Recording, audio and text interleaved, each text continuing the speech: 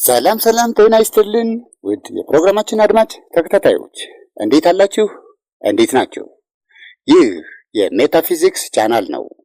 በዛሬው ዝግጅታችን ስለ መንፈስ ቅዱስ ምንነት አንድ መረጃ በቪዲዮ አጠናክረን ይዘላችሁ ቀርበናል። እንደተለመደው ፕሮግራማችንን በጥሞና እንድትከታተሉ ስንል በትህትና እንጠይቃለን። ቪዲዮአችንን ከማየታችሁ በፊት የሜታ ቻናልን የሰብስክራይብ ቁልፍና የደውል ምልክት ተራ በተራ በመጫን ቻናላችንን ሰብስክራይብ በማድረግ የቤተሰባችን አባል እንድትሆኑ ስንል በትህትና እንጋብዛለን።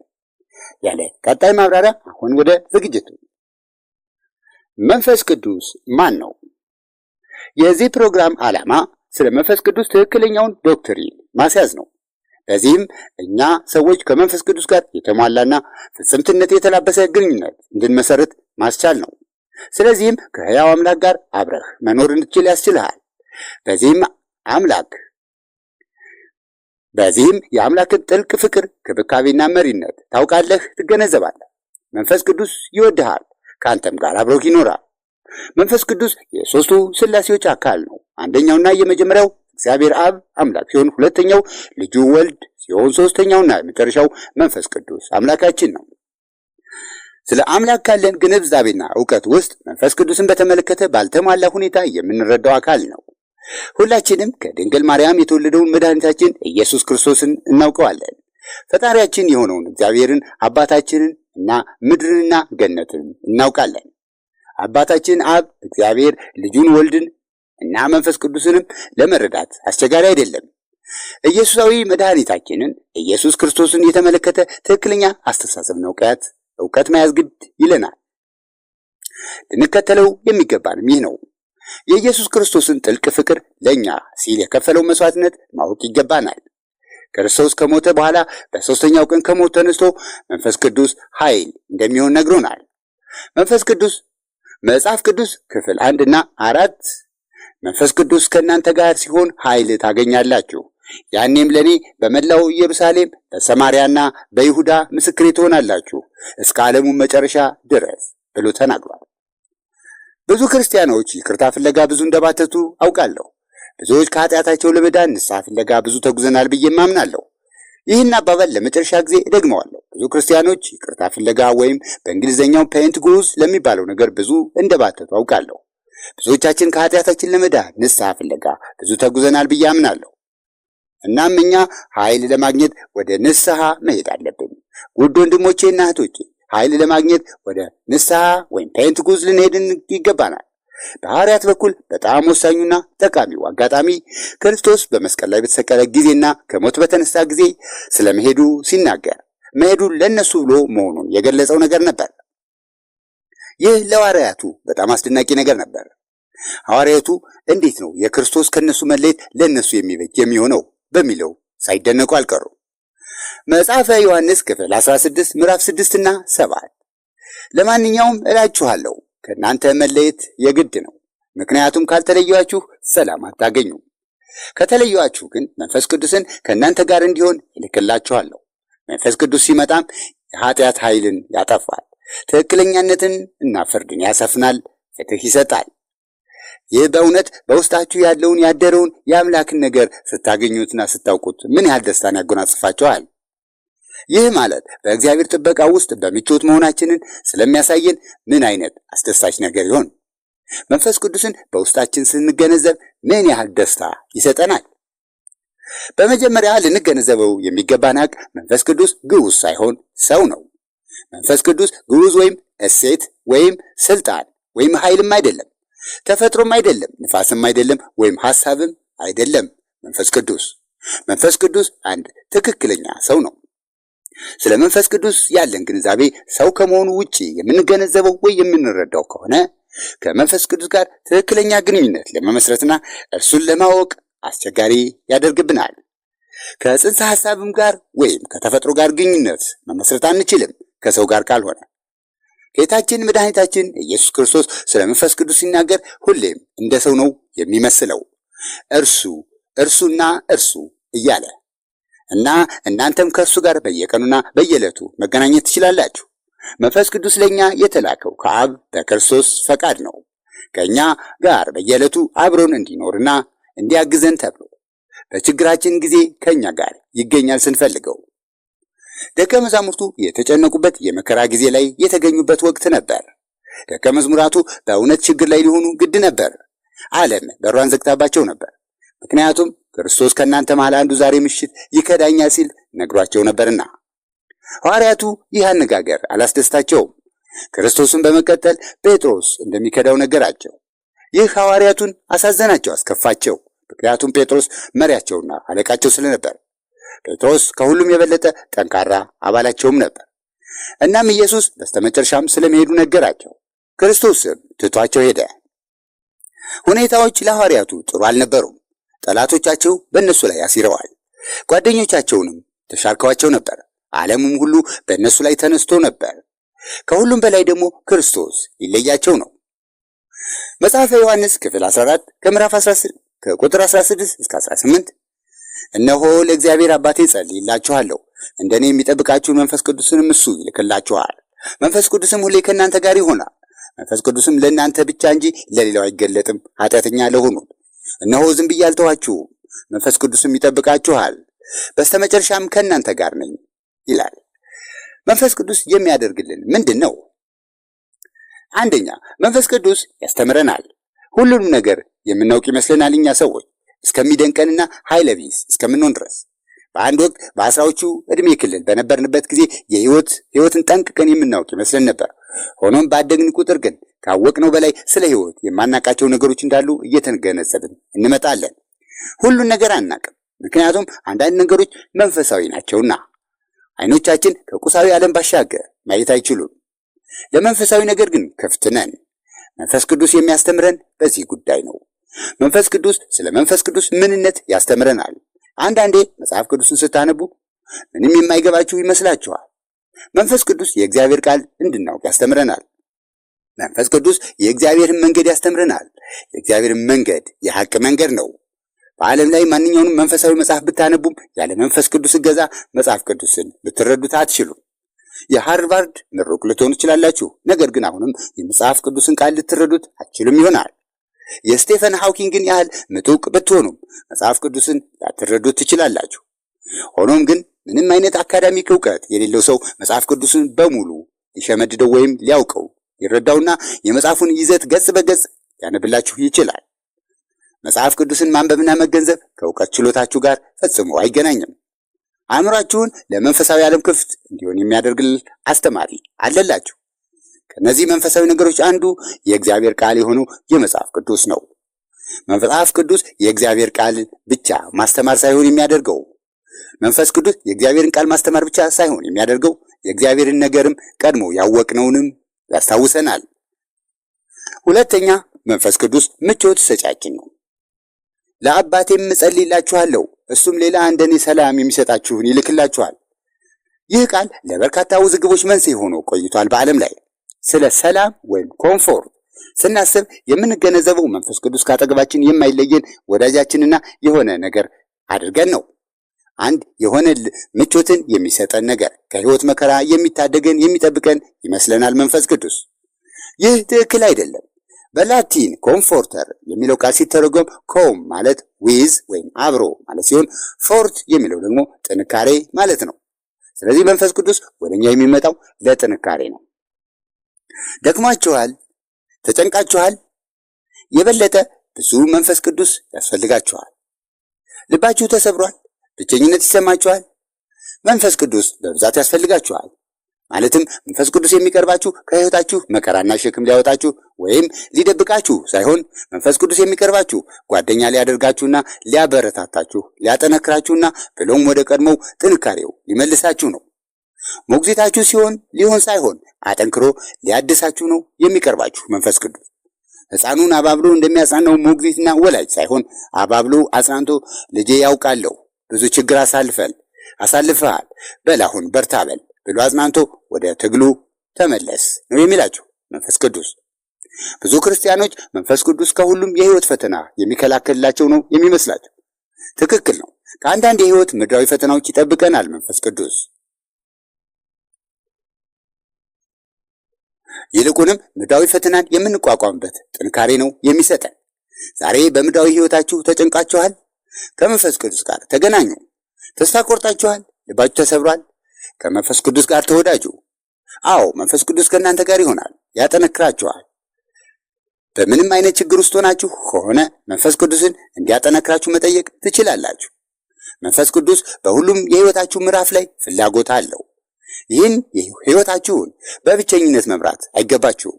መንፈስ ቅዱስን ወደ ህይወታችሁን እንዲጋራችሁ ጋብዙት። ጸልዩ። እናም በሉት፣ መንፈስ ቅዱስ ሆይ እፈልግሃለሁ፣ ህይወቴን የሚመራበት ጥንካሬ ስጠኝ፣ የህይወት ፈተናን የምቋቋምበት ብርታት ስጠኝ ብላችሁ ህይወታችሁን ለመንፈስ ቅዱስ አስረክቡትና መንፈስ ቅዱስ ወደ ህይወታችሁ እንዲገባ ፍቀዱለት። መንፈስ ቅዱስ በአማኞች ላይ የሚያሳድረው ተጽዕኖ ከእግዚአብሔር አብ ቃል የተገባላቸውና የመንፈስ ቅዱስ ስጦታ ከተቀበሉ በኋላ የመንፈስ ቅዱስ ተጽዕኖ በሐዋርያቱና በአማኞች ላይ ግልጽ ሆኗል። በመጽሐፍ ቅዱስ እንደተጠቀሰው የመንፈስ ቅዱስም ተጽዕኖ የክርስቶስን መልካምነት የሚመለከቱ ዜናዎችን ማስፋፋትና ማሰራጨት፣ ወንጌልን ማስፋፋት ነበር።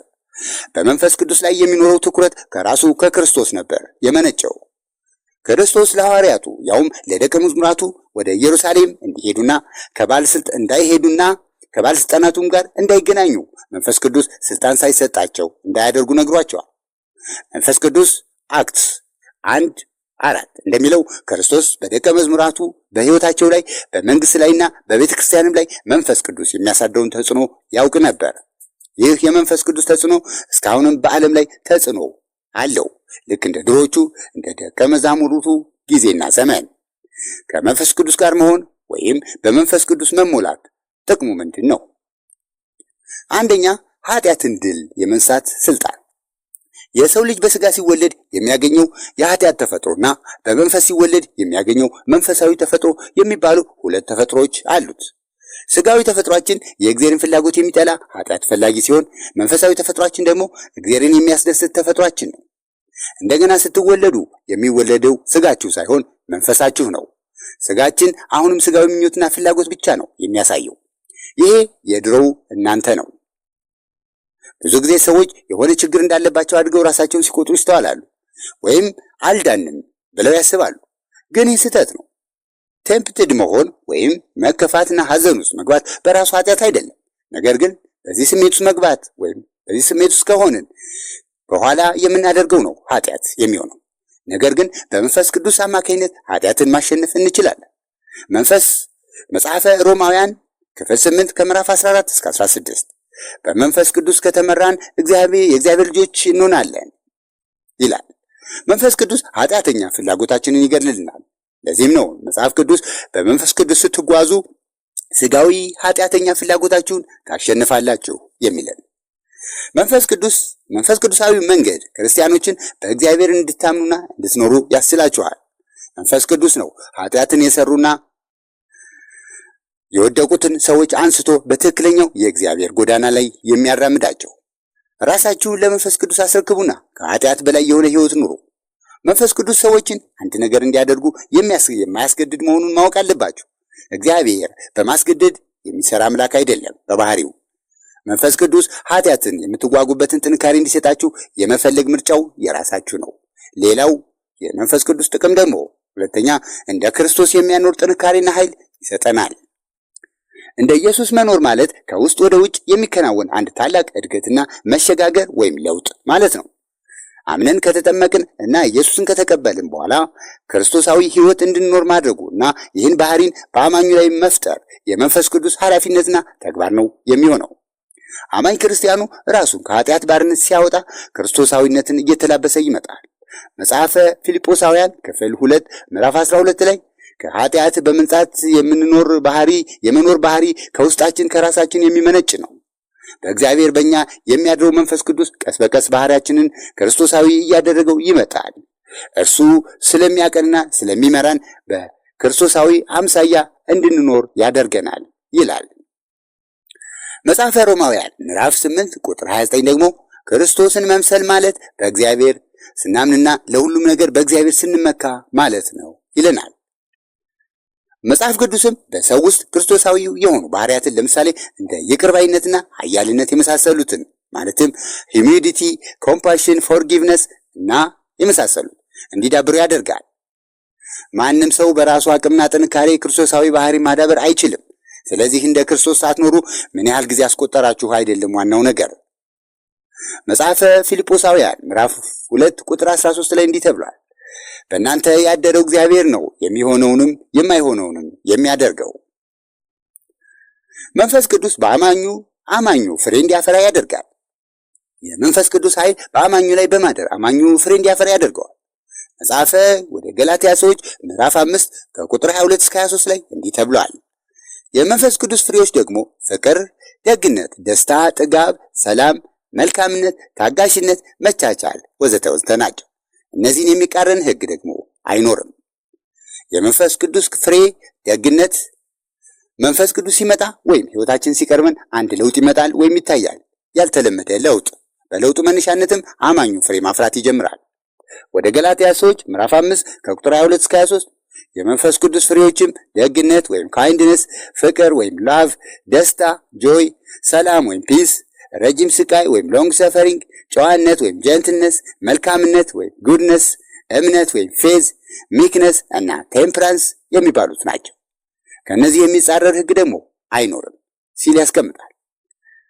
በቅዱስ ጀምስ የመጽሐፍ ቅዱስ ቅጂ ላይ ደግሞ ደግነት ማለት ጀንትልነስ እንደሆነ ተተርጉሞ ይገኛል። ለደግነት የላቲኑ ትርጓሜ ትሬስቶቴስ ነው። መንፈስ ቅዱስ ወደ ሕይወታችሁ ሲገባ የእግዚአብሔር ተፈጥሮ ወደ እናንተ ይዛወራል። ይህም ከሌሎች የዓለም ሰዎች ሁሉ እንድትለዩ ያደርጋል። ፍጹም ልዩ ትሆናላችሁ። ደግነት አንዱ የእግዚአብሔር ባህሪ ነው።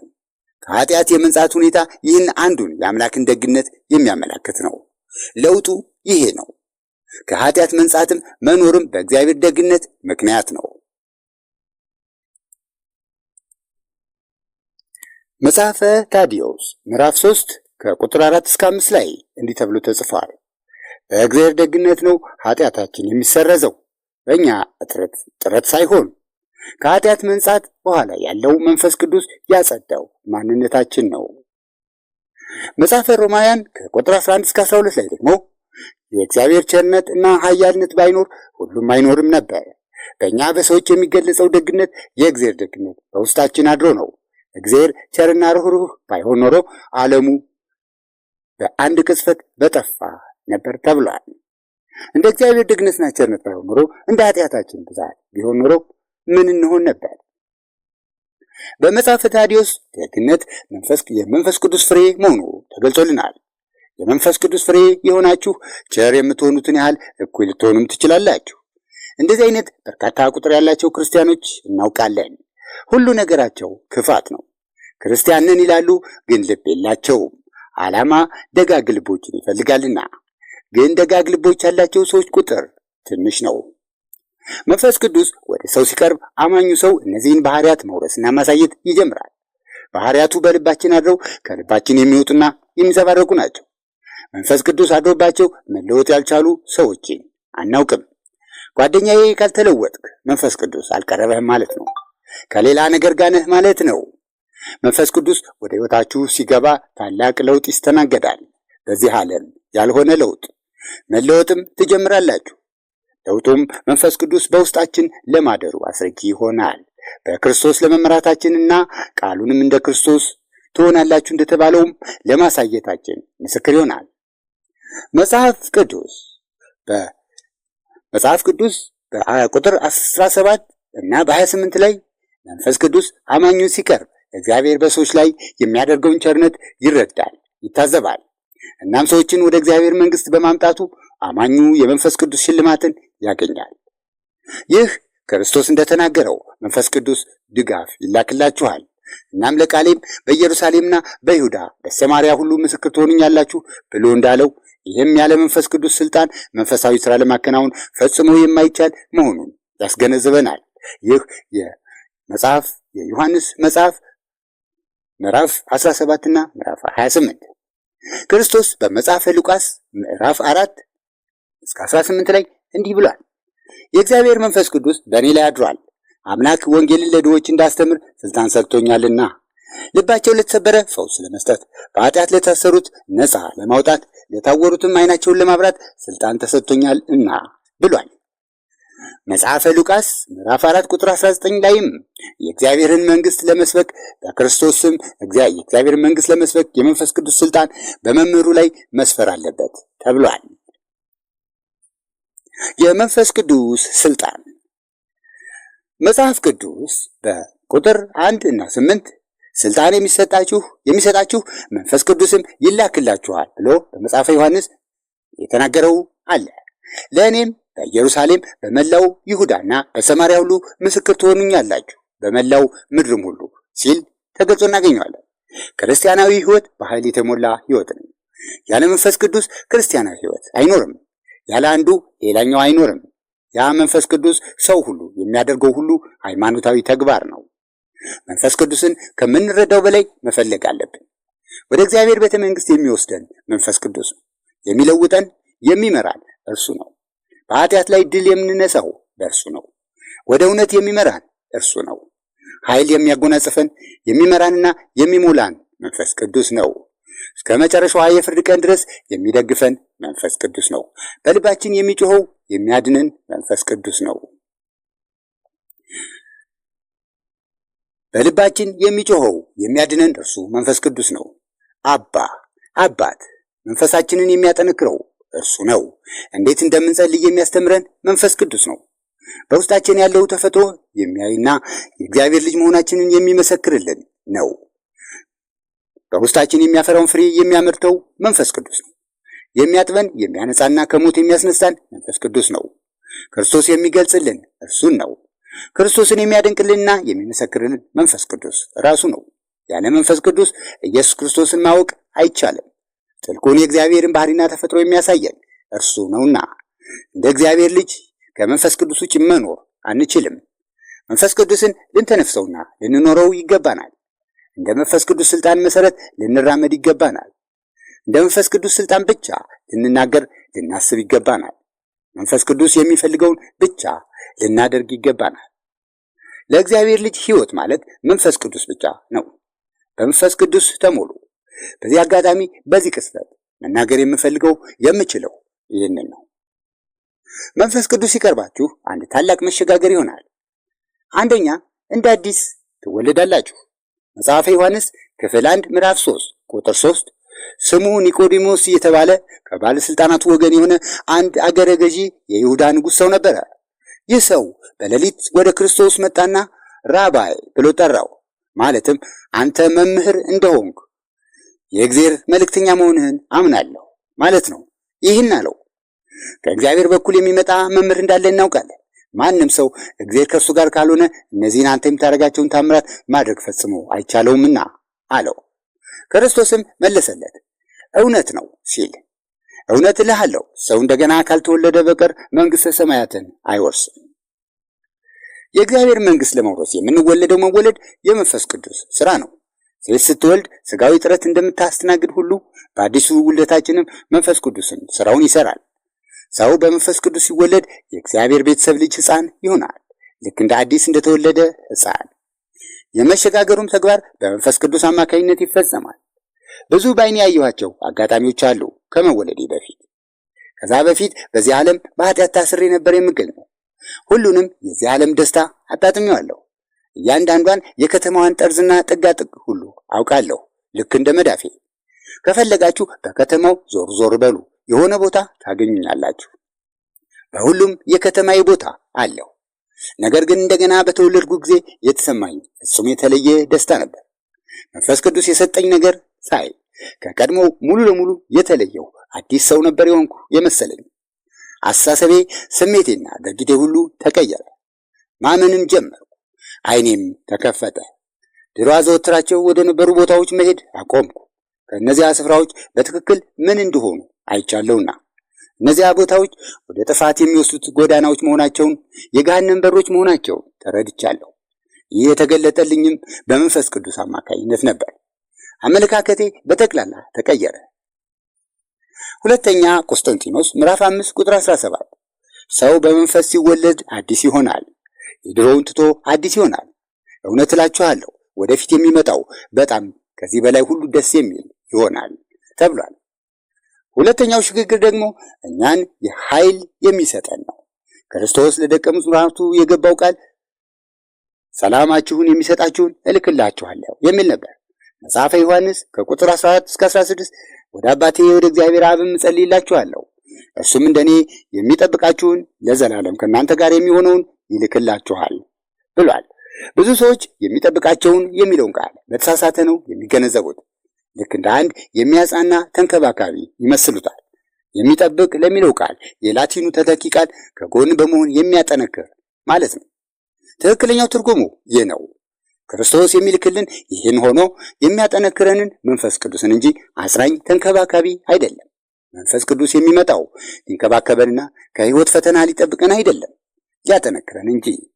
እንበልና ሕይወት ጣለቻችሁ፣ አዎ ወደ መንፈስ ቅዱስ ፊታችሁን አዙሩ፣ መንፈስ ቅዱስም አብሯችሁ ይሆናል። ከዛም ያጠነክራችሁና ወደ ትግሉ ይመልሳችኋል፣ ከእናንተ ጋርም አብሯችሁ ይታገላል። ክርስቶስ ይህ ሕይወታችንን ያለ ፈተና የሚሰጠን እንደሆነ አንድም ጊዜ ቃል ገብቶ አያውቅም። እንዲያውም በተጨባጭ ሕይወት በፈተና እንደምትሞላ ነው የነገረን። በዚህ ሕይወት የሕይወት ጠባሳዎች ይኖራሉ። የምትወዷቸውን ታጣላችሁ። የቱንም ያክል ሀብት ብታጋብሱም በአንድ ወቅት በሆነ ሰዓት ላይ ሕይወት በቡጢ ይመታችኋል። እንዲያውም ይህ ሕይወት ጨካኝ ምሕረት የለሽና ክፉ ነው። መንፈስ ቅዱስ የሚያደርገው ታዲያ ጥንካሬ ይሰጣችሁና ሁኔታው እንድትቀይሩና እንድታሸንፉት ማስቻል ነው። ሕይወቴ ሙሉ በርካታ ቁጥር ያላቸው ክርስቲያኖች በሕይወታቸው ፈጽሞ የማይቻላቸውን ፈተና ሲያጋጥማቸው አይቻለሁ። ሆኖም እነዚህ ሰዎች ችግሮቻቸውንና ፈተናዎቻቸውን በመንፈስ ቅዱስ ኃይል ድል ሲመቱት አይቻለሁ። አጠንካሪና በመከራ ወቅት የሚደላችሁ ኃይል እልክላችኋለሁ። በውስጣችሁ ከዚህ ዓለም የሚበልጥ ኃይል በውስጣችሁ አብሯችሁ የሚኖር አካል አለ። መንፈስ ቅዱስ አለላችሁ። ሌላው ቀርቶ በዚህ ቅጽበት እንኳን የመከራና ችግር አሰፍስፎ ሊውጣችሁ ተቃርቦም ሊሆን ይችላል። በዚህ ጊዜ ታዲያ ከመንፈስ ቅዱስ ጋር እንድትወዳጁ ነው የምመክራችሁ። ከምትጋፈጡት ችግር በላይ ኃይል ካለው አምላክ ጋር እንድትወዳጁ መክራችኋለሁ። መንፈስ ቅዱስ ይቀይራችኋል፣ እጅግ ኃይለኛም ያደርጋችኋልና። ተመልከቱ፣ ደቀ መዛሙርቱ የወንጌል ስልጣን ከተቀበሉ በኋላ የማይፈሩ አንበሶች ነበር የሆኑት። ክርስቶስ አብሯቸው በነበረበት ጊዜ አንዲት ተአምር መፈጸም የማይችሉት እነዚያ ምስኪን ደቀ መዛሙርቱ ከኢየሱስ ጋር በጀልባ ሲጓዙ ማዕበሉ ያስፈራራቸው የነበሩትና ማዕበሉን ማስቆም ያልቻሉት ደቀ መዛሙርቱ ለጸሎት ኢየሱስ ወደ ተራራ በወጣበት ሰዓትም ላፍታ እንኳን ከእንቅልፋቸው ያልነቁት ደቀ መዛሙርቱ በድንገት ፍርሃት የማያውቃቸው ፍጹም የማይቻሉ ነበር የሆኑት። የወንጌልን ስልጣን እንደተቀበሉ ወዲያውኑ በጌታ ስም ግዛቶችን በመላው ዓለም ለመቆጣጠር ተነሳሱ። ከቦታ ቦታ በክርስቶስ ስም እየመሰከሩ ለመንቀሳቀስም ቻሉ። በዚህ ቅጽበት ስለሚያጋጥማቸው ችግርና ፈተና ላፍታ አልተጨነቁም ነበር። ሁሉንም ተግባራቸውን ከልባቸው ለመፈጸም ዝግጁ ነበሩ። መንፈስ ቅዱስን እና ወንጌልን ብቻም አልነበረም የሚሰብኩት። የታመመውን ይፈውሳሉ፣ ሰይጣንን ያስወጣሉ። በመንፈስ ቅዱስ ኃይል ሰዎችን አንበርክከዋል። ክርስቲያናዊ ወንጌልና እምነትን የመስበክ ጉልበት ከመንፈስ ቅዱስ ብቻ ነው የሚገኘው። አሁንም በሕይወታችን ፍርሃት ካለ የመንፈስ ቅዱስ ኃይል አልተዋሃደንም ማለት ነው። መንፈስ ቅዱስ ሲቀርበን ፍርሃት ይርቀናል፣ እንዳንበሳም እንሆናለን። ኋላ ቀሩ ተዋናይ ይሆናል፣ ጦረኛውም የበለጠ ጽኑ ጦረኛ ይሆናል። ፍርሃት አድሮባችኋል? ሰይጣን ፍርሃት አሳድሮባችኋል? የሕይወታችሁን ፈተና የምትዋጉበት ጥንካሬ እንዲሰጣችሁ መንፈስ ቅዱስ እንዲቀርባችሁ እና በድል እንድትወጡ እንዲያስችላችሁ ፍቀዱለት። ምክንያቱም የእግዚአብሔር መንፈስ ፍርሃትን አያወርስምና። የእግዚአብሔር ኃይል ፍቅርና ብሩህ አእምሮን ነው የሚሰጣችሁ። እውነተኛ ፍቅር ካለ ፍርሃት አይኖርም። ሁለተኛ ጢሞቴዎስ ቁጥር 1 እና 7 እግዚአብሔር ፍርሃትን ሳይሆን ፍቅርን፣ ኃይልና ብሩህ አእምሮን ነው የሰጠን ሲል ጽፎ እናገኘዋለን። ሶስተኛ የመንፈስ ቅዱስ ፍሬ እናፈራለን። የመንፈስ ቅዱስ በውስጣችን መገኘት የልባችንን ቅርጽና የምናፈራውን ፍሬ ማስረጃ ነው። መጽሐፈ ገላትያ ምዕራፍ 5 ከቁጥር 22 እስከ 23 እንዲህ ይላል፣ ሁሉም አማኝ የመንፈስ ቅዱስ ፍሬ ያፈራል። የመንፈስ ቅዱስ ፍሬም ፍቅር፣ ሰላም፣ ቻይነት፣ ጨዋነት፣ መልካምነት፣ ደግነት፣ ሚክነስ እና አለመበሳጨት ወይም አለመከፋት፣ አለማዘንና እምነት ናቸው ይለናል። ይህን የሚጻረር ሕግም አይኖርም ተብሎ ተጽፏል። እውነተኛው በአማኝ ላይ የሚታየው የመንፈስ ቅዱስ መገኘት ማስረጃው በሚያፈራው ፍሬ ላይ ነው። በምናፈራው ፍሬ ድክመታችንን እናስወግዳለን። ከዚህ በፊት የሚታዩብን ነገሮችና ባህሪያት መጥፋታቸውም እግዚአብሔር እንደቀረበን ማመላከቻ ናቸው። መንፈስ ቅዱስና እግዚአብሔር ከእኛ ጋር ሲሆን ማሳያ አይሻም። ሰው ዝም ብሎ ይመሰክራል። በራሳችን ውስጥ የሚስተዋለው ለውጥና እንቅስቃሴያችን ነው ማስረጃው። ለምሳሌ ቶሎ ተናዳጅ ሰው ከነበርክ መንፈስ ቅዱስ መስራቱ የሚታወቀው ታጋሽና አስተዋይ ስትሆን ወይም እየሆንክ ስትመጣ ነው። ቀድሞ ቁጡና ተናዳጅ ሆነህ ቶሎ የምትወድቅ ወይም የምትረታ ስትሆን፣ እንደ አዲስ ስትወለድ ግን ቶሎ የማይረታና ብዙ ታጋሽ ትሆናለህ። መንፈስ ቅዱስ ይቀይርሃል። ድሮ ውሸት የተጠራወተህ ሰው ልትሆን ትችላለህ። መንፈስ ቅዱስ ሲቀርብህ ይህ ኃጢአተኛ ባህሪና ተፈጥሮ ጥሎ ይሄዳል። የመንፈስ ቅዱስ ደስታና እርካታ የማይርቁ እየሆኑ ይመጣሉ። አራተኛ፣ መንፈስ ቅዱስ በውስጣችን ያድራል። መጽሐፈ ሮማውያን ከቁጥር 8 እስከ 9 እንዲህ ይላል፣ ንጹሐን ከሥጋቸው ሳይሆኑ ከመንፈስ ናቸው፣ የእግዚአብሔር መንፈስ የሰፈረበት የመንፈስ ሰዎች ሁኑ። ማንም ሰው የእግዚአብሔር መንፈስ ካላደረበት እርሱ የማንም አይሆንም። የእግዚአብሔር ልጅ ፈጽሞ ብቸኞች አይደሉም። መንፈስ ቅዱስ ያድርባቸው፣ ሕይወታቸው በሙሉ ይቀየራል፣ ወደ ላቀ ደረጃ ይሸጋገራል። ሰላማችሁ ይጸናል፣ አእምሯችሁ ይታደሳል፣ ባለ ኃይልም ትሆናላችሁ። ለሰዎች ከባድና ውስብስብ የሚመስለው ችግርና ፈተና ሁሉ ለእናንተ ምን መስሎ አይታያችሁም። በውስጣችሁ በሰፈረው በእርሱ በጌታ ምክንያት እናንተም በሥጋ ሳይሆን በመንፈስ ትሰፍራላችሁ። የእርሱን የእግዚአብሔርን ትእዛዝ ብቻ መፈጸም አይደለም የምታደርጉት፣ በአንድ ታላቅ ሂደት ውስጥ ትሳተፋላችሁ። ከመንፈስ ቅዱስ ጋር ታላቅ ጉዞ ትጓዛላችሁ፣ ትካፈላላችሁ።